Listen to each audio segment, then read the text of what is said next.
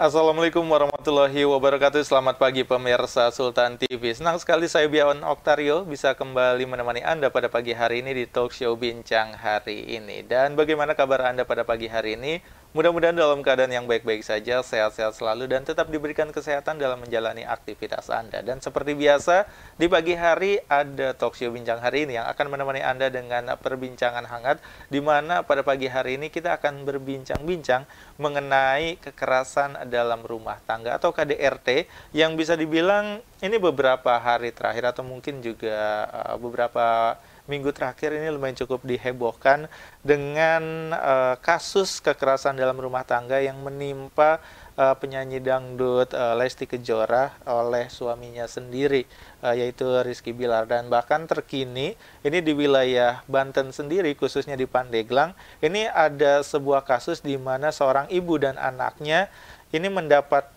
kekerasan dalam rumah tangga dari suaminya sendiri, bahkan hingga dibakar. Ini menjadi sesuatu yang cukup memprihatinkan oleh masyarakat. Lalu sebenarnya apa yang termasuk tindakan dari KDRT itu sendiri? Mungkin ada beberapa masyarakat yang menilai kekerasan dalam rumah tangga ini hanya kekerasan dalam bentuk fisik atau seperti apa. Nah, ini akan kita bahas pada pagi hari ini bersama dengan Ibu Syanti Wildania SH selaku Ketua DPC Perhimpunan Advokat Indonesia atau PERA di Serang, dan sudah bersama kita. Assalamualaikum Bu Syanti. Waalaikumsalam warahmatullahi wabarakatuh. Gimana kabarnya pada pagi hari ini? Alhamdulillah ya. Alhamdulillah. Terima kasih sudah meluangkan waktunya untuk datang ke studio Sultan TV, Bu ya. Oke. Mas Bion juga sehat ya? Alhamdulillah sehat selalu. Semoga cepat-cepat pandemi ini segera berakhir. Amin. Karena kita ingin merasakan kembali suasana yang benar-benar normal seperti apa, Bu ya. Karena memang pandemi ini salah satu penyebab. Oke. Salah satu penyebab adanya kekerasan dalam rumah tangga ya. Karena kita beraktivitas tadinya keluar, di rumah saja, jenuh mungkin. Terus ya keadaan yang tidak kondusif di rumah itu juga bisa jadi salah satu penyebab. Makanya pandemi ini semoga cepat berakhir, sehingga kalau kata ini biar bisa ada perubahan lah gitu. Semoga nanti dengan berakhirnya pandemi ini kekerasan dalam rumah tangga pun mudah-mudahan menurun ya. Ini menarik kalau berbicara, tadi sempat disinggung soal ternyata pandemi ini juga lumayan cukup menyumbang kasus kekerasan dalam rumah tangga gitu ya, karena memang ketika sehari-hari ini suami istri atau mungkin juga anggota keluarga di rumah ini bertemu terus gitu, hampir 24 jam gitu. Ternyata ini bisa meningkatkan risiko itu, Bu ya? Ya, salah satunya. Salah satunya. Karena memang kita sebelum pandemi ini kita terbiasa dengan pagi orang tua mungkin berangkat aktivitas, anak ke sekolah, kemudian salah satunya adalah anak diserahkan sepenuhnya kepada orang tua, pendidik. Oh, pendidik. Sehingga kita melupakan bahwa fungsi sebagai orang tua juga mengajar, mendidik. Nah, itu kemudian adanya pandemi ini dipres, kita dipaksa gitu untuk biar sebenarnya ada hikmah juga biar lebih akrab. Namun ketidaksiapan mungkin ya, ketidaksiapan daripada mental dari orang tua. Oke, kalau ngomongin soal KDRT sendiri di masa pandemi, kalau dari yang Ibu lihat sendiri, khususnya mungkin di Banten atau mungkin khususnya di Serang deh, ini apakah memang benar-benar meningkat atau seperti apa? Kalau dilihat, kalau saya karena profesi saya advokat ya, saya menilainya dari semakin tingginya angka perceraian di pengadilan agama. Gitu. Mungkin itu juga ya bisa menjadi ukuran, ukuran dari adanya permasalahan di dalam keluarga. Karena tindakan kekerasan ini itu bukan hanya secara fisik. Jadi kekerasan dalam rumah tangga itu bisa secara fisik, yaitu dengan adanya tamparan, pukulan. Terus bisa secara mental. Mental itu cemooh, hardik, mengata-ngatai. Terus bisa kekerasan seksual. Nah, itu juga sama meningkat di masa pandemi ini. Kemudian kekerasan seksual itu bisa terjadi kepada anak ataupun kepada istri, dan kekerasan dalam hal finansial, ekonomi, termasuk juga. Nah, maka itu di sini diperlukan adanya mungkin komunikasi Iya. ya, antara pasangan.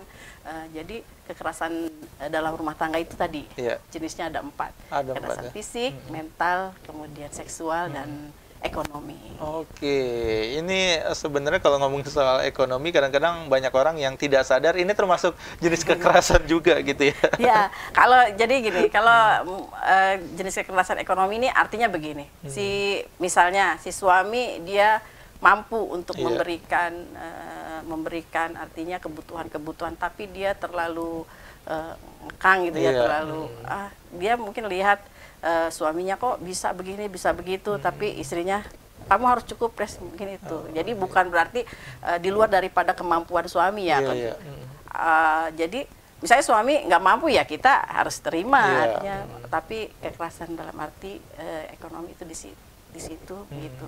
Kemudian mungkin lihat dari misalnya pendapatan istri berpendapatan gitu kan. Itu juga bisa jadi terus memakai atau tidak seizin istrinya atau dengan dihambur-hamburkan oleh suami dengan hal-hal untuk yang tidak perlu gitu. Itu juga bisa menjadi tindak kejahatan, artinya kekerasan tindak kekerasan juga gitu. Nah, ini kan menarik kalau ngomongin soal kekerasan, soal finansial. Apakah benar-benar ada hukumnya kalau untuk kekerasan finansial ini? Karena kan mungkin secara fisik ini tidak ada bekasnya, ibaratnya seperti itu. Mungkin kayak tidak seperti kekerasan yang menggunakan fisik gitu, yang mungkin ada membekas di tubuhnya gitu. Kalau kekerasan finansial kan mungkin orang tidak melihat itu.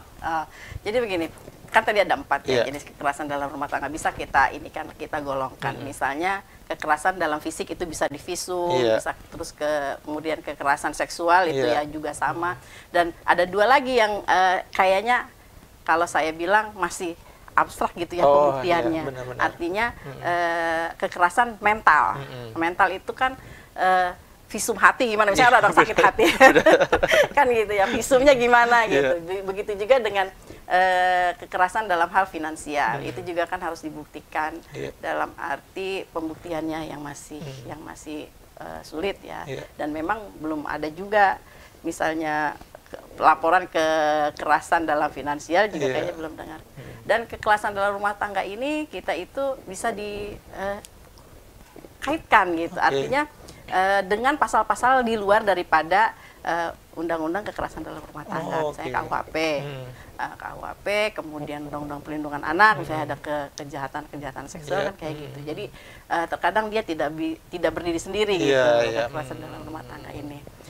Contohnya apabila ada, nah ini dia, ketika suami istri menikah secara siri, nah dia tidak bisa dimasukkan ke dalam undang-undang kekerasan dalam rumah tangga, makanya dimasukkan ke dalam undang-undang KUHP, yaitu 351 ya. Karena kan emang pembuktian hukum kan harus secara formil, ya dia formil suami istri gitu. Gitu Mas. Jadi menarik gitu ya kalau ngomongin soal kekerasan dalam rumah tangga. Dan mungkin salah satu hal yang ini menjadi dilematis juga, kekerasan seksual khususnya untuk suami istri. Karena kan banyak yang menganggap hubungan suami istri atau seksual ini gitu kan, ibaratnya seperti kayak istri ini menjalani tanggung jawabnya, ibaratnya seperti itu. Nah, dengan suami melakukan pemaksaan, ini kesannya kayak ini bukan kekerasan loh gitu. Ini kan istri yang harusnya tanggung jawabnya gitu. Benar, kewajiban yang harus dijalani gitu. Jadi seperti apa pandangannya? Nah itu dia, kadang-kadang di sini kita perlu kembali lagi back to artinya kita balik lagi ke misalnya agama kita, agama Islam. Di dalam Al-Quran juga suami itu kan sudah ada firmannya bahwa dia harus memperlakukan istri sebaik-baiknya. Maka hampiri, saya lupa itu ayatnya, tapi yang pasti maka hampiri istrimu dengan cara yang baik. Nah disitulah dengan cara yang baik. Maka apabila suami dengan cara yang baik dia menghampiri istrinya, ya mungkin istrinya juga dengan sukarela gitu kan. Kalau misalnya ada kasar, ada itu, ya itulah di kita ini masih patrilineal ya, masih nurut gitu, masih artinya istri itu harus menjalani kewajibannya. Hanya kalau laki-laki itu atau suami itu dia berpegang teguh pada agamanya, saya kira dia tidak akan melakukan itu. Karena memang agama sudah mengatur. Benar. Oke, dan sebenarnya permasalahan ini kan kayak ya tadi yang disebutkan juga gitu ya, dimana kebanyakan dianggapnya gitu laki-laki ini orang yang harus benar-benar dituruti seperti itu. Bahkan mungkin dari tuntutan orang tua si perempuannya, istrinya gitu yang terkadang memaksa anaknya gitu untuk tetap menuruti suaminya gitu. Ini seperti apa? Itu makanya Mas Bian ini ya. Dalam suatu apa namanya, kita memberikan anak ataupun cara didik kita ya ke anak, itu kan harus dengan contoh. Ya. Contohnya begini, ketika saya sudah menikah, ini contoh pribadi ya, contoh pribadi. Ketika saya sudah menikah, ayah saya mau menguliahkan saya di S2 misalnya. Karena, nah ini dia, butuhnya pemahaman agama gitu, butuhnya pemahaman agama. Ketika ayah saya meminta saya untuk yuk kuliah lagi S2 misalnya, kan kayak gitu. Beliau tidak langsung ke saya, hanya meminta izin suami saya. Ayah ingin menguliahkan Santi, saya harus minta izin karena ridhonya suami adalah untuk istri gitu. Nah itu kan contoh. Ketika almarhum ya, sekarang ayah saya sudah almarhum. Ketika ayah saya saja, ketika ingin menguliahkan saya dengan uangnya, gitu, tapi saya sudah milik orang lain, dia mencontohkan kepada saya untuk tetap menghormati suami. Gitu. Saya rasa kalau misalnya sudah ada contoh dan ada timbal balik di mana istri menghormati suami dengan sebenar-benarnya, itu ya kayak hukum alam gitu. Jadinya ya alhamdulillah saya 25 tahun menikah juga disentil aja tidak gitu. Karena memegang itu bahwa saya selaku istri tetap meskipun di luar adalah seorang ketua, di rumah tetap aja saya adalah seorang istri. Jadi harus memahami itu. Jangan sampai ketika predikat kita di luar, kemudian kita bawa ke rumah, di mana di rumah kita harus menghormati suami kita.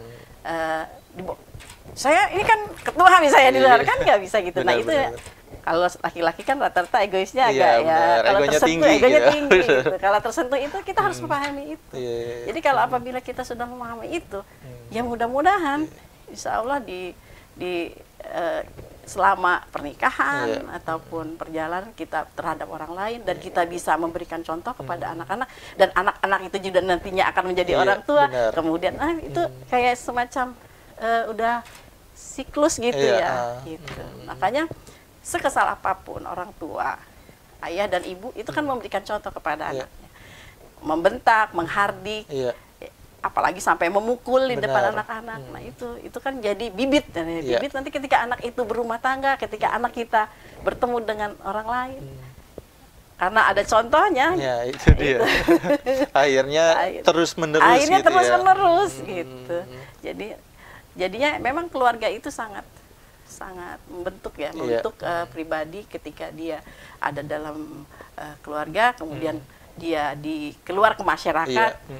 Seperti itu maksudnya. Oke. Dan mungkin salah satu hal yang menarik adalah kasus yang sekarang ini, sebelum kita membahas KDRT lebih dalam mungkin kita agak sedikit menyinggung soal kasus yang sekarang lagi rame gitu. Mungkin kalau Bu Shanti ini lumayan cukup mengikuti tidak kasus yang menimpa penyanyi Lesti Kejora?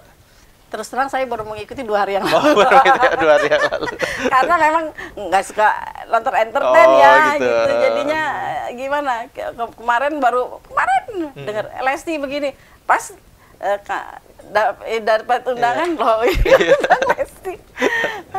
Kalau saya sih menganggapnya begini, itu tadi kembali ke dasar ya, ke rumah tangga, kemudian dari latar belakang seperti itu.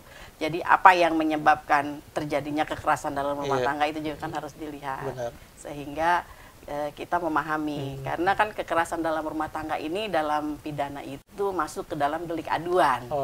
Jadi bukan delik murni. Artinya apabila ada pelaporan, dia baru ditindaklanjuti, kemudian apabila ada perdamaian, dia bisa dicabut. Seperti itu, Mas Mion. Nah ini lumayan cukup problematis, di mana kadang-kadang korbannya pun ini tidak berani untuk melaporkan ya.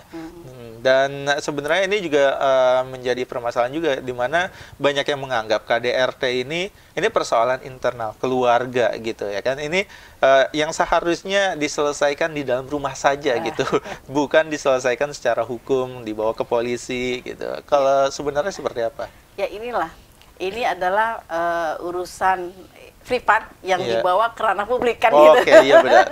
Urusan privat yang dibawa ke ranah publik. Karena memang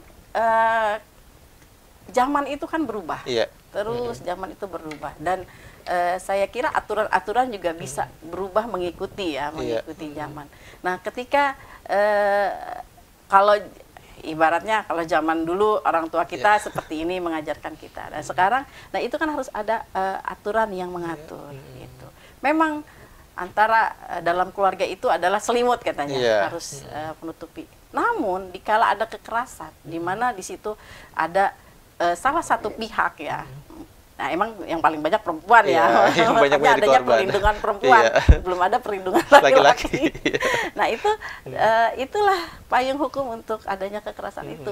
Jangan sampai salah satunya merasa, kan negara kan tidak bisa diam, misalnya udah ada di KUHP mengenai tadi 351. Nah, ini gimana kalau penganiayaan itu ada di dalam rumah tangga? Makanya harus diaplikasikan ke sana. Jadi sebenarnya ini kalau ngomongin soal KDRT ini bukan permasalahan rumah tangga saja gitu ya. Ini sudah permasalahan hukum. Permasalahan hukum. Jadi ya itu tadi permasalahan di dalam di luar gitu, privat jadi ke publik gitu. Artinya memang di situ ada tugas negara ya untuk melindungi hal-hal yang menyangkut dalam kekeluargaan sendiri. Oke, kalau sebagai advokat sendiri Bu Shanti ini adakah pengalaman-pengalaman yang berkaitan dengan KDRT yang ibaratnya ini lumayan cukup pelik khususnya untuk di Serang? Seperti apa? Mungkin tanpa perlu menyebutkan nama gitu. Oh iya. Hanya kasusnya jadi aja. Gini,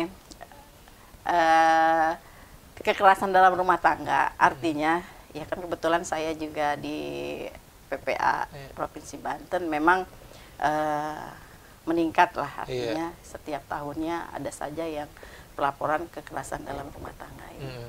Nah, itu dia kalau dilihat dari satu persatu kasus gitu ya, memang setiap tahunnya itu ada gitu dan cenderung meningkat karena tadi mungkin karena pengetahuan tentang undang-undangnya juga memang haknya ternyata saya bahwa kekerasan dalam rumah tangga itu bisa dibawa ke ranah publik dengan adanya undang-undang yang mengatur. Nah, itu dia kalau misalnya saya ada pelaporan-pelaporan mengenai kekerasan dalam rumah tangga yang pertama kali ya memang itu juga disarankan atau dianjurkan oleh undang-undang adalah dengan adanya mediasi. Jadi nih ada pelaporan, oh Bu saya ada kekerasan terhadap suami atau istri atau, nah saya tawarkan dulu apakah ini bisa dibawa ke ranah pidana ataupun perdata. Tapi kalau misalnya, saya sih sudahlah Bu, saya sudah tidak sanggup, nah, berarti kan karena perdata itu ke pengadilan agama dengan perceraian. Jangan sampai dia pengen lapor juga, pidana juga, ya saya nasehatin bahwa yang dilaporkan adalah ayah dari anak-anak seperti itu. Oke, jadi emang banyak kasus-kasus yang lumayan cukup pelik, apalagi kalau ngomongin soal rumah tangga gitu ya. Dan kalau bingung itu kadang-kadang.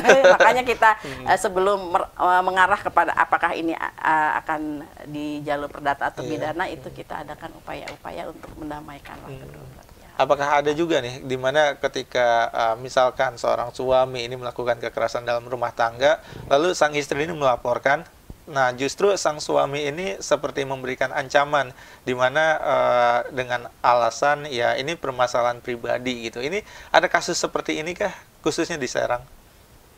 Kayaknya banyak ya, terungkap banyak. Makanya kan terjadi ada kekerasan langsung dibakar. Itu kan nggak sekonyong-konyong seperti itu, Mas. Jadi nggak sekonyong-konyong langsung ada pembakaran, langsung ada pembunuhan. Tapi kan pasti ada sebelum-sebelumnya ada sentilan dulu, pukulan dulu kan ada. Cuman ditutup-tutupin, ini masih bisa ditutupi, ini masih. Akhirnya terjadilah kayak waktu itu pembacokan, ya kan.